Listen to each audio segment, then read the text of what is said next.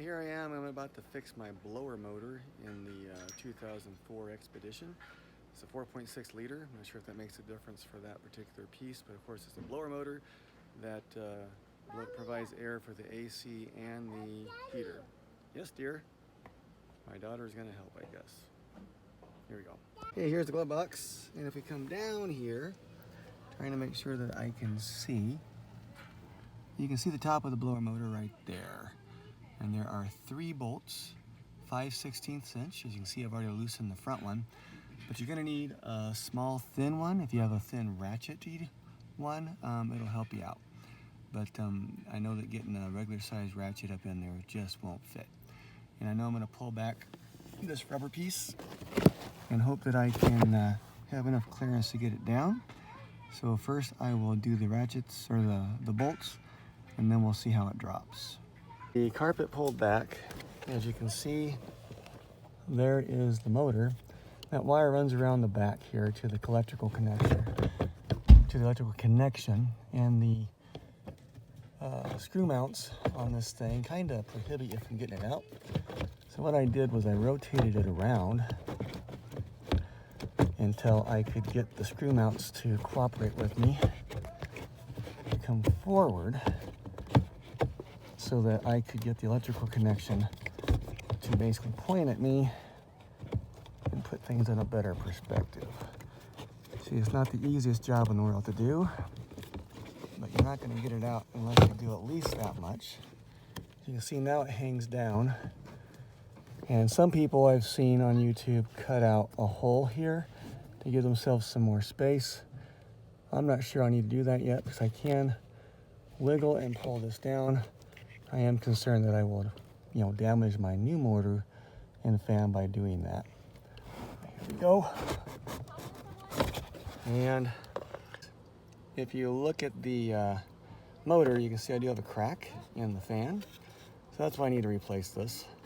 And I'm hoping I can put it back up without damaging the floor. But if I do, this will cover it up anyways. And of course, now I need to remove the electrical connection on this side, which is pretty simple looking, and then we will check out the new motor.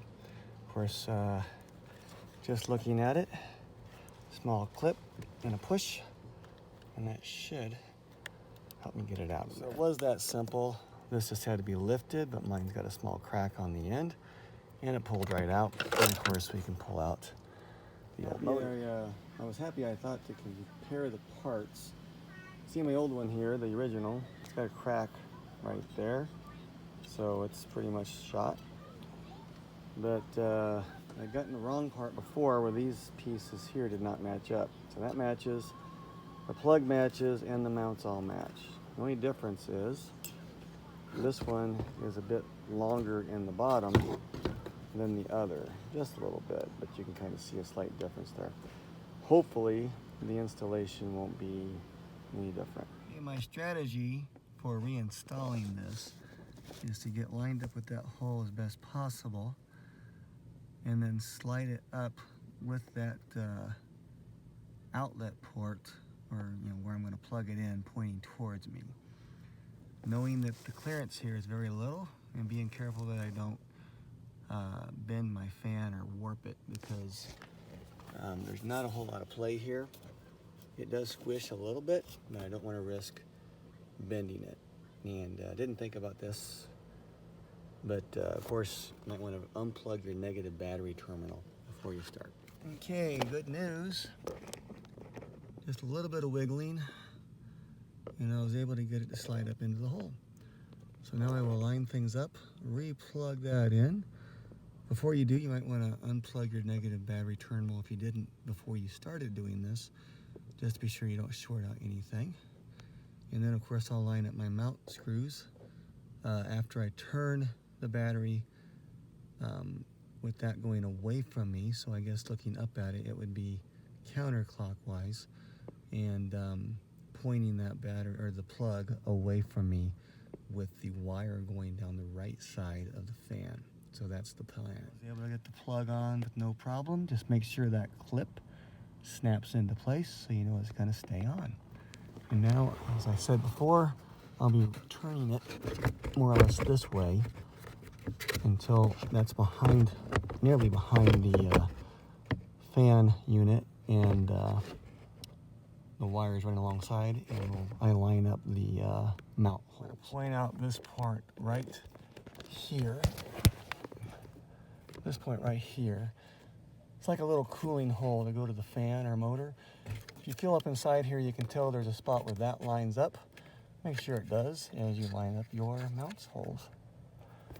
And now we'll get close. So you can see I'm starting off by hand tightening all 3 bolts and making sure that I've got them on there, and then I'll use my 5/16 wrench to tighten them down. And you can see where that wire is running alongside that right side of the motor, and I think we'll be set. So hopefully we'll have a nice quiet fan as opposed to the bellowing one I had before. Okay, I think I have success. I got them all on there. Hardest part was getting that far back one on the left tightened because there's so little space. But now, of course, I got to stuff back my towel or the floor here. No big deal. Just pushing it all back and fix it all up later. But I think that does it. And now we'll do a quick test operation. Sounds like I have success. Oh yeah, that feels nice too. It's blowing out nice. Even though it's hot. And I think we did it. Thanks for watching this video. All it needed was this 5/16 wrench. Of course, helped that it had one of these on it. If you have a ratcheting one, make it much easier. But yeah, just check out other videos. Before I finish off, before you attempt it, you might want to disconnect your negative battery terminal just so you don't short anything out. So disconnect that negative battery terminal, and that should help you make you safer, and of course reattach, and hopefully you'll be good to go. Just don't do my mistakes, which is messing up your lefty-loosey, righty-tighty. Just think about, if I was underneath there, what direction am I turning it? And make sure they give you the right part at the auto parts store, because I picked up the wrong one because they didn't ask me, is it a 3-hole mount or different? Well, thanks for watching, and hopefully I'll put out more of these videos.